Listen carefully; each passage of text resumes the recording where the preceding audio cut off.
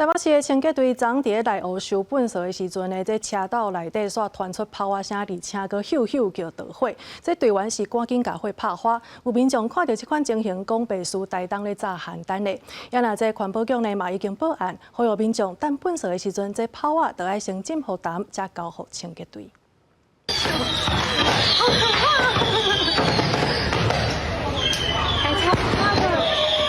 眼前的粪扫车冲出高烟甲大火，佮传出阵阵炮啊炸开甲冲天炮咻咻的声音。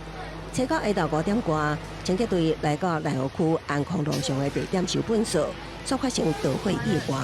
清洁队员赶紧用灭火器拍火。完了，这很难清的。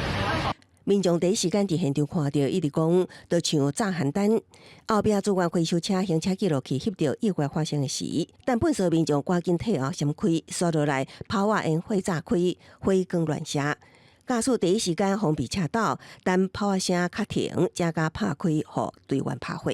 第一时间没有把后车斗打开，如果后车打开的话，那高空烟头会乱窜，会伤到那个来倒垃圾的市民朋友，也会伤到我们自己的同仁啊，这是不幸中的大幸了。随后来消防队和粪扫车倒出粪扫继续拍火，清洁队指出，但有玻璃粪扫违反废清法，相关会当罚6000。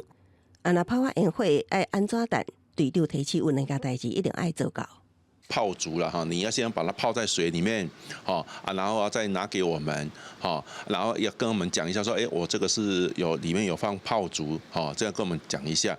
经过炮啊烟火炸过的粪扫车并无受损，好在迄当时无扫到油管甲油箱，无造成更较大的灾害。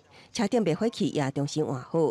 清洁队表示，这件代志归咎公共安全，已经报警处理。搁一次呼吁民众，电池行动电源高压喷雾管、香火炮啊等拢禁止以粪扫来单调，一定要分开交互队员。公司新闻采访报道。